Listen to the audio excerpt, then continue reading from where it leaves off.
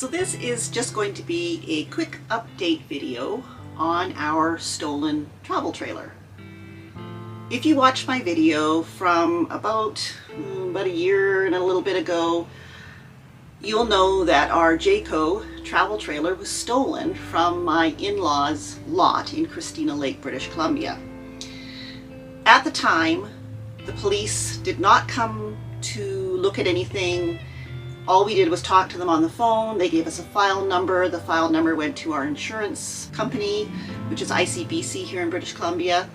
And after the trailer had been missing for a month, we were paid out. So the trailer that was stolen no longer officially belongs to us. But there was a lot of stuff inside of it that if we had been able to find the trailer, it would have been nice to be able to see if we could get some of it back. Nobody was looking for it. The police didn't do anything about it except give us a file number. The insurance people don't look for it.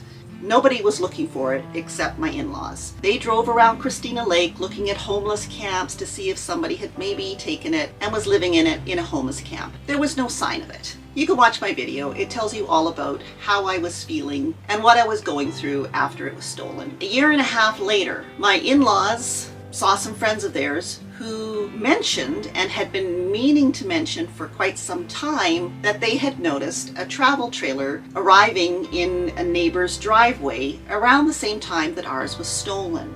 But they forgot to say anything about it, didn't think about it. They noticed this travel trailer getting painted and still didn't think to say anything.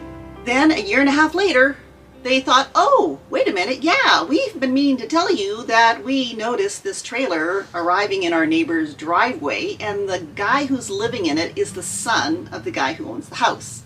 The son is a known thief in the area. The other thing is there's a bylaw in that area that says you're not allowed to live in an RV on your property. There are people doing it, but as long as nobody complains, nothing gets done. Obviously, nobody thought it was strange that a thief was now living in a big travel trailer in his dad's driveway. Nobody reported it, because if somebody had reported it, they would have figured out, oh, that's not his, that's a trailer that's been stolen. When these friends of my in-laws finally remembered to say something about having noticed this trailer in this guy's driveway, my mom and dad-in-law right away got in the car and drove past to see what they could see, and they took some pictures.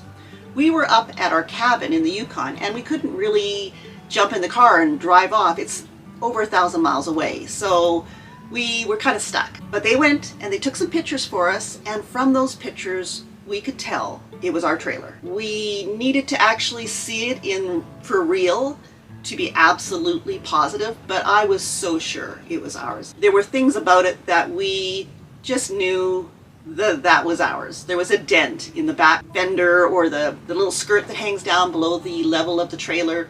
When we took it on our first trip, we hit a fence with it, and it dented that lower part that hangs down. It was only cosmetic, so it wasn't a big deal. We didn't get around to fixing it. There was also a place above the fender by the door where it had gotten bashed, and we had fixed it with some duct tape until we could actually repair the whole thing. We never got the chance to do that, but we could see, even though they painted it, that it was duct tape underneath. Just the way the light was hitting it, you could tell. Where we know they hit a tree when they were pulling it out of the lot, you could see where they had fixed part of it with some tape where they would have hit the tree. When we finally got home from our cabin in the Yukon, we got this trailer ready, we packed up, and we went to Christina Lake to visit my in-laws, as well as to take a look at this trailer. We drove past where this trailer was, and sure enough, that was our trailer. So we phoned the police. We waited and waited. The guys came out of the trailer. There was a truck parked behind it, and they were looking underneath the tarp, pulling out all kinds of electronic stuff that we assumed was stolen goods. And they were ignoring us, but they knew we were there. We were just sitting in our truck on the side of the road. Finally decided we would just head out, and they were going to call us when they arrived.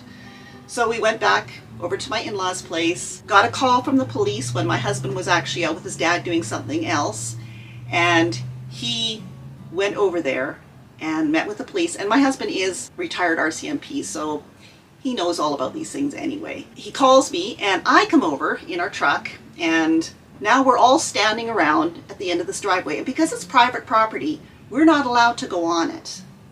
It's this guy's private driveway and we're not allowed to go on it. They can go on it.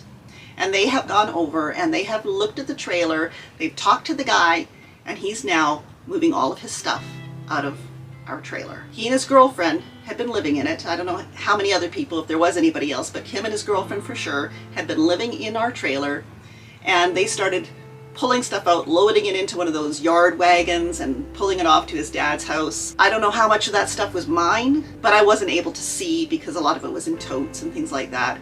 They took a lot of stuff out of there. Then the tow truck came, get it ready to load onto his flatbed. We were going to watch, but it seemed to be taking an awfully long time, and my husband and I decided let's just go. But I gotta tell you, it was so satisfying watching these guys have to move all their stuff out of my travel trailer that they were no longer going to be able to live in.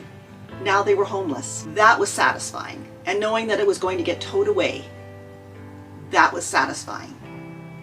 These guys will probably not get any kind of punishment for having stolen our travel trailer. That's just the way the law is. Tow truck driver was taking it to his yard in Grand Forks, and now it was up to ICBC. Back when we had settled with ICBC, I had asked that if the trailer was ever found, that we be able to go in and at least see if there was anything that we could salvage. And they had said yes and had actually written it into the agreement. I called ICBC, I had the name of the woman who I dealt with, and I was put through to her voicemail. It was a Thursday, I believe. She didn't get back to me Thursday, she didn't get back to me Friday, she was off for the weekend, and Monday she didn't get back to me. Tuesday was the day that we crossed the border to go on our trip down to Arizona. Tuesday, she got back to me. We had crossed the border maybe 15 minutes before she called and said, oh yeah, no problem. You can go in and, take out whatever you like. But we were now in the United States.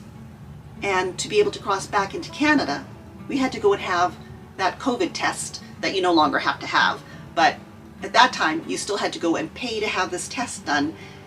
And I think it was 72 hours before you could cross the borders. I can't remember all the details. Anyway, that was what we would have to do. We just got there. We just got into the States. So my in-laws said that they would go and see what they could salvage. I got permission from ICBC, who called the towing company, who said, yeah, that's not a problem.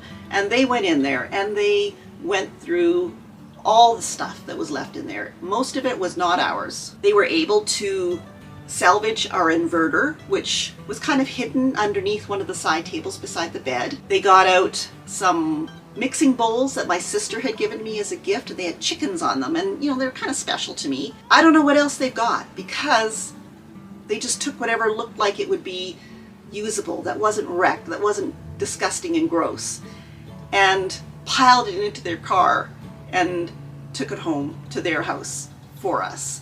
And I am so grateful that they were willing to do that. I don't know what I'd be doing right now if that hadn't happened, if we had just been SOL because we were in the United States and wouldn't be able to get back in, go through the stuff of the trailer. The insurance company wasn't going to be leaving it at the tow yard for very long because they were paying to have it kept there. I don't know where it went and how long it stayed there, but I am very grateful to my in-laws for taking that on and spending pretty much a whole day going through all the junk in there and pulling out what they thought was maybe ours, and stuff that if wasn't ours, it's probably stolen goods, but maybe we can use it? I don't know. Anyway, that is the update on our stolen trailer. It's not perfect, but at least we got some kind of satisfaction. We found it and took it away from the jerk who stole it from us. It's not a perfect ending, but it's better than nothing.